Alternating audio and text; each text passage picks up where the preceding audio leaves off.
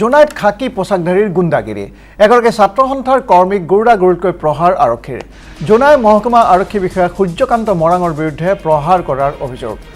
আৰক্ষীৰ প্ৰহাৰত গুৰুতৰভাৱে আহত হৈছে ছাত্ৰ চন্দ্ৰকান্ত বৰুৱা নামৰ ছাত্ৰকৰ্মীজন অভিযোগ অনুসৰি শুকুৰবাৰে নিশা জোনাই আঞ্চলিক ছাত্ৰ সন্থাৰ উপদেষ্টা চন্দ্ৰকান্ত বৰুৱাই এগৰাকী বন্ধুৰ সৈতে জোনাই সদৰৰ হনুমান মন্দিৰত চলি থকা নাম কীৰ্তন উপভোগৰ সময়তে সংঘটিত হৈছিল এই ঘটনা তহত চোৰ নেকি বুলি আৰক্ষী বিষয়াজনে প্ৰথমে গালি গালাজ কৰে আৰু তাৰপিছত গাড়ীত উঠাই নি অজ্ঞাত স্থানত মাৰপিট কৰাৰ অভিযোগ ইয়াৰ পিছতে জোনাই আৰক্ষী থানাত প্ৰতিবাদ কৰে ছাত্ৰ সন্থাৰ কৰ্মীসকলে গুৰুতৰভাৱে আহত চন্দ্ৰকান্ত বৰুৱাক উন্নত চিকিৎসাৰ বাবে প্ৰেৰণ কৰা হৈছে ডিব্ৰুগড়লৈ বৰ্তমান এই ঘটনাক কেন্দ্ৰ কৰি জোনাই চহৰৰ সকলো দোকান পোহাৰ বন্ধ হৈ আছে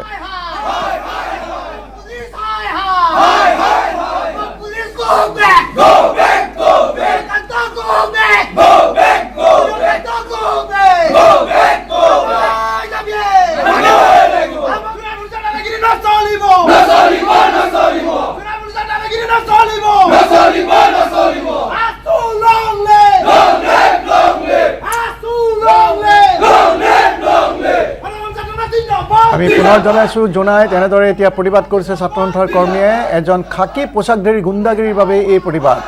ছাত্ৰ সন্থাৰ এজন কৰ্মীক গুৰুকৈ প্ৰহাৰ কৰাৰ অভিযোগ জোনাই মহকুমা আৰক্ষী বিষয়া সূৰ্যকান্ত মৰাঙৰ বিৰুদ্ধে প্ৰহাৰ কৰাৰ অভিযোগ আৰু তাৰ পিছতে এই ধৰণৰ প্ৰতিবাদ ছাত্ৰ সন্থাৰ কৰ্মীসকলৰ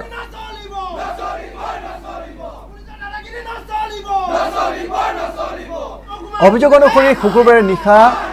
জোনাই আঞ্চলিক ছাত্ৰ সন্থাৰ উপদেষ্টা চন্দ্ৰকান্ত বৰুৱাই এগৰাকী বন্ধুৰ সৈতে জোনাই সদৰৰ হনুমান মন্দিৰত চলি থকা নাম কীৰ্তন উপভোগৰ সময়তে সংঘটিত হয় এই ঘটনা তহত চোৰ নেকি বুলি আৰক্ষী বিষয়াজনে প্ৰথমে গালি গালাজ কৰে আৰু তাৰপিছত গাড়ীত উঠাই নি অজ্ঞাত স্থানত মাৰপিট কৰাৰ অভিযোগ আৰক্ষী থানাত তাৰ পিছতে প্ৰতিবাদ কৰে ছাত্ৰ সন্থাৰ কৰ্মীসকলে গুৰুতৰভাৱে আহত চন্দ্ৰকান্ত বৰুৱাক উন্নত চিকিৎসাৰ বাবে প্ৰেৰণ কৰা হৈছে ডিব্ৰুগড়লৈ আৰু এই ঘটনাক কেন্দ্ৰ কৰি জোনাই চহৰৰ সকলো দোকান পোহাৰ বৰ্তমান বন্ধ হৈ আছে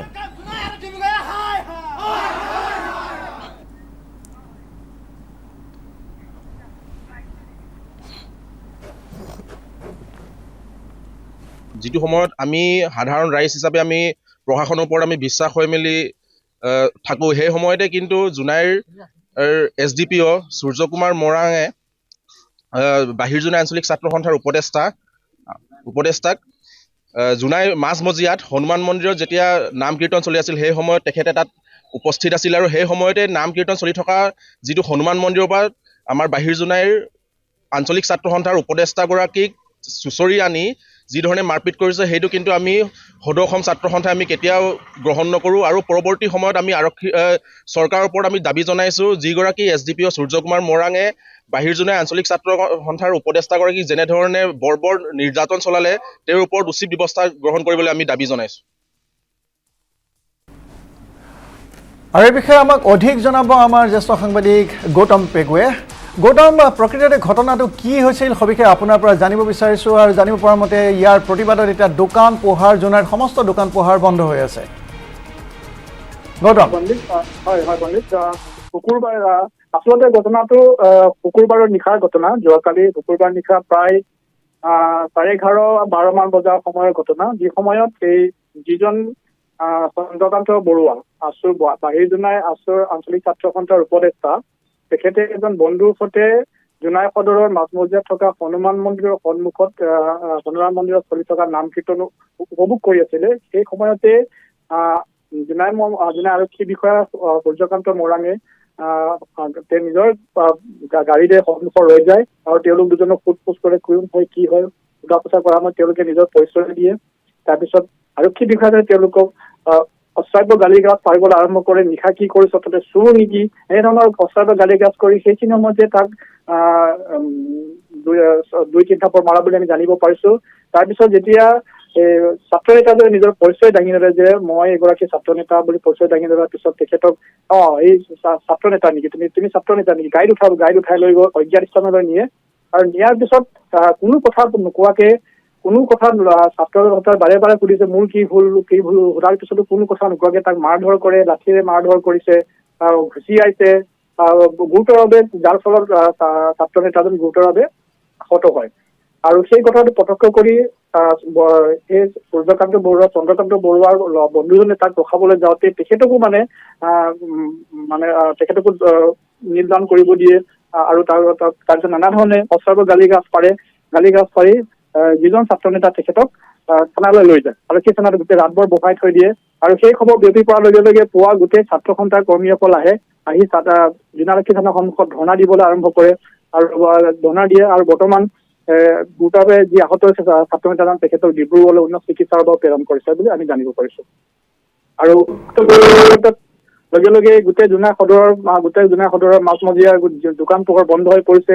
আৰু বৰ্তমানো জোনাই আৰক্ষী থানাত ছাত্ৰ সন্থাৰ কৰ্মীসকল আছে তেওঁলোকে আমি কথা পাতো তেওঁলোকে ইতিমধ্যে যি আৰক্ষী বিষয়াজনে এনেধৰণৰ কাণ্ড কৰিছে তেখেতৰ বিৰুদ্ধে এজাহাৰ দাখিল কৰাৰ প্ৰস্তুতি আৰম্ভ কৰিছে আৰু তেওঁলোকে ধৰ্ণা এক ৰাজপথত এক সমদল উলিওৱাৰ কথা তেওঁলোকে জানিব পাৰিছো বৰ্তমানলৈ ধন্যবাদ জনাইছোঁ গৌতম পেগু আৰু যি সময়ত এই ঘটনা সংঘটিত হৈছিল সেই সময়ত এজন প্ৰত্যক্ষদৰ্শী আছিল আৰু তেখেতে কি মন্তব্য কৰিছিল এই ঘটনাৰ পিছত সেয়া শুনো আহক জোনাই বজাৰ হৰ্ণ মন্দিৰত কীৰ্তন এটা চলি আছিলে তাতে আমি তাৰ কাষতে আমি বহি আছিলোঁ মই আৰু চন্দ্ৰকান্ত বৰুৱা দাদা মোৰ হয় আমি দুজনে বহি আছিলোঁ বহি থকাৰ সময়ত আমাৰ এটা বলেৰো গাড়ী আহি গ'ল স্পীডকৈ আহি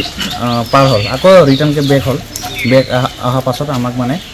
মাতিলে আমি গম নাপালোঁ যে কোনে মাতিছে বুলি চালোঁ আমাৰ থানাৰ পৰা আছিলে আমাৰ আৰক্ষী আছিলে তাৰপিছত মাতাৰ পাছত আমি আহিলোঁ ছাৰ কি হ'ল বুলি কয় তোমালোকে কি কৰিছা বুলি আৰু আমাক সুধিলোঁ সোধাৰ পাছত আমি ক'লোঁ ছাৰ আমি কীৰ্তন এটা চলি আছে আমি এনেই বহি আছোঁ লগৰীয়া আমাৰ আহি আছে আমি ৰখি আছোঁ আমি ক'লোঁ সেই তোমালোকে কি ইমান ৰাতি বহি আছে তোমালোকে চোৰ নেকি বুলি কওঁতে তাৰপিছত আমি ক'লোঁ নহয় ছাৰ আমি চোৰ নহয় বুলি কওঁতে এনেকৈ কওঁতে আমাৰ দাদাজনে ছাৰ এনেকৈ নকওঁ আমি চোৰ নহয় বুলি কওঁতে আমাৰ দাদাক আমাৰ SDO ছাৰজনে 2-3 ঘৰ মাৰিলে তাৰ 2-3 ঘৰ মাৰাৰ পাছত লগে লগে ইয়াক ধৰ বুলি গাড়ীত সোমাই মেলি লৈ মেলি আমাৰ ঠিক জোনাই বজাৰ অকণমান আগত এই অকণমান টাৰ্ণিঙত নলাত আনিলোঁ আনাৰ পাছত SDO ছাৰে আমাৰ বেয়াকৈ একদম আৰু অভদ্ৰামীকৈ বহুত মাৰপিট কৰিলে মাৰিলে আমি ক'লোঁ দখাল আমি চিনাকি দিলোঁ ছাৰ মই এনেকৈ গোটেই ছাত্ৰ সন্থা এবাৰ মই AGS পদত আছোঁ তাৰপিছত মই ক'লে সেইজনো আমাৰ আছোঁ আমাৰ এটা সংগঠন কৰা আমাৰ বাইজনা আঞ্চলিকৰ আগতে প্ৰাক্তন ছেক্ৰেটাৰী আছিলে আগতে এতিয়া আমাৰ আৰু এটা কিবা কৰ্মকৰ্তা কৰি আছে হ'লেও ছাৰে আছোঁ বুলি ক'লে আৰু বেছিকৈ মাৰিলে মই ছাত্ৰ সন্থা পৰিচয় দিলোঁ আৰু কৰিলে আৰু লগতে আমাৰ লগৰ এজন আহিলে ছাৰ আমাৰ দাদা কেলে মাৰিছে বুলি কওঁতে তুমি কোন হয় বুলি ক'লে তাকো আঁঠু কৰাই মেলি একদম ডাইৰেক্ট বন্দুকটো ওলাই শ্বুট কৰি দিম বুলি কিবা এনেকৈ ক'লে আকৌ থানাত লৈ অহাৰ পাছতো ক'লে ছাৰ এনেকৈ যি হ'ল কিবা কৰে না আমি কেছ ৰেজিষ্টাৰ কৰিম তোমালোকে আজি মোৰ ডিউটি হয় মই ডিউটি আজি মই কৰিম তোমালোকৰ যি কৰিব আছে তোমালোকে কালি কৰিবা আজি মোৰ ডিউটি তোমালোকে কালি ধাৰণা দিবা কি দিবা কাক মাতিবা কাক ফোন কৰিবা মিডিয়া মাতিব আছে মিডিয়া মই নিজে মাতিম সংগঠন মাতিব আছে মই নিজে মাতিম বুলি কিবা কৰি মেলি গুণ্ডা আমি কিবা এটা দেখাই অভদ্ৰামী দেখায় মানে যাতে এতিয়া আমাক এনেকৈ লাগিছে যে আমি সংগঠন কৰিলেও যদি কালি আমাৰ এজন কিবা বা আমাৰ ভাইটি ভণ্টি বা আমাৰ ঘৰৰ পৰিয়ালত যদি কাৰোবাৰ এটা বেমাৰ হৈ যায় মেডিকেল ক'ৰবাত যাবলগীয়া বা আমি এটা বজাত যাবলগীয়া হয় বা আমি মন্দিৰত কীৰ্তন কৰিব আহোঁ বেৰাচাপৰি বা যদি আমাক কীৰ্তন কৰিবলৈ মাতে আমি এটা গোৰ্খা সম্প্ৰদায়ৰ মানুহ আমি কীৰ্তন কৰোঁ যে আমাক কীৰ্তন কৰিবলৈ মাতে আমি বহি থাকোঁ আমাক মাতি মেলি আহি যদি এনেকৈ মাৰপিট কৰে তেন্তে আমি কালিৰ পৰা আমি এই ৰাস্তাত 12টাকৈ আমি খোজকাঢ়িবই নোৱাৰোঁ